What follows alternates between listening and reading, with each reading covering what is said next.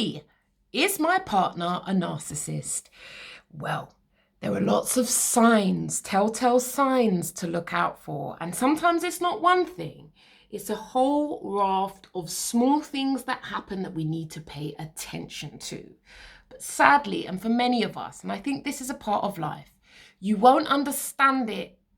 Sometimes you understand it backwards. So you'll be in it and you'll start to think, hold on, that's not right. That's not right. And that growing curiosity you have is healthy. The fact that sometimes within yourself, you know that you've tried to remedy situations, or, you've provided solutions, or you've checked yourself, changed your behavior. But no matter what you do, there always seems to be a problem. If you started to get to that point, then that is healthy rumination, because it means you're starting to suspect that it's not all about you. It's your girl, Keeley. I am a psychotherapist who's passionate about helping empaths understand the unconscious dynamics between them and narcissistic individuals. It can be very tricky, complex, it's filled with mind games. And often I find that people seek out my help to get clarity about the situations they find themselves. Here are 3 signs you need to pay attention to with regards to whether you're dating a narcissistic individual. Firstly, eggshells.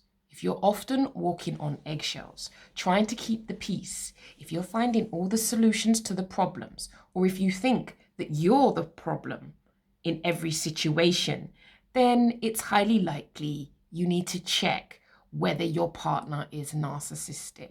But that isn't done in isolation. Like I said before, there'll be lots of little factors that creep in that you need to pay attention to. Walking on eggshells is one thing, but we know when we walk on eggshells, it's usually because they have mood swings.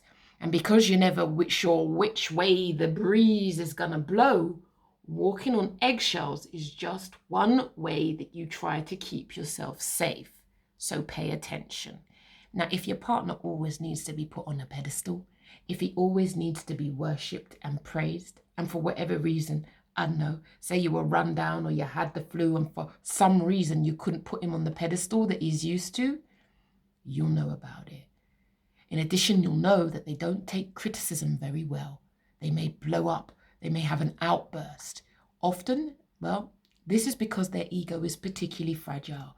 Their ego is fragile, so when you make observations about their behavior, they are actually not able to take that information on particularly well. So they'll become difficult, sometimes cruel, sometimes nasty, or, as we often know, they may throw it back at you, and if you're not careful, you'll think you're the issue. That's gaslighting. And some of these techniques, such as gaslighting, which is where somebody makes the problem you, rather than looking at themselves, they flick it back to you, is just one of the strategies that they employ to keep you off their scent. You see, they don't want people to really get it, that they're the difficult person. So they have to look at you.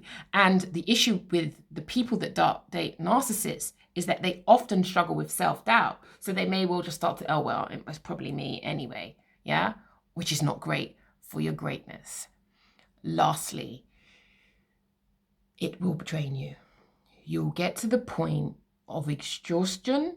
You may get to the point where you begin to question your sanity, and you may struggle with their mood swings and how unkind and cruel they can be.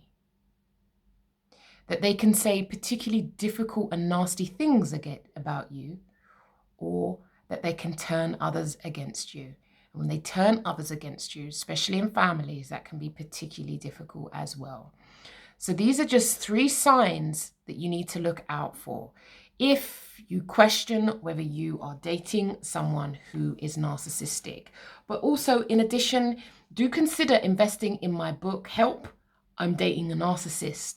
It's filled with tips and tricks, all designed to help you get deeper insights about the person that you're seeing, but fundamentally also if there are behaviors that you exhibit that are unhelpful to you. One of the ways narcissistic abuse relationships happen is narcissistic people need people around them who are highly agreeable. yes people, people who put them first, people who are selfless. You see, it's like yin and yang. Selfish meets selflessness. And that combination can be a beautiful combination in the beginning, but as time goes by, for the individual, the empathic individual who is in love with them, it can be particularly draining. And at some point, you may even question your sanity depending on the type of individual that you are dealing with. My friend, you are far from alone. And if this video speaks to you and you need any assistance, feel free to inbox your girl Key.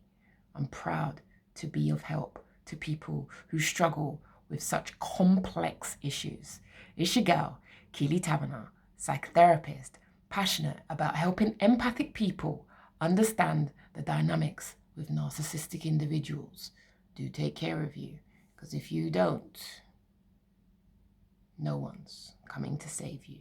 You must learn to save yourself.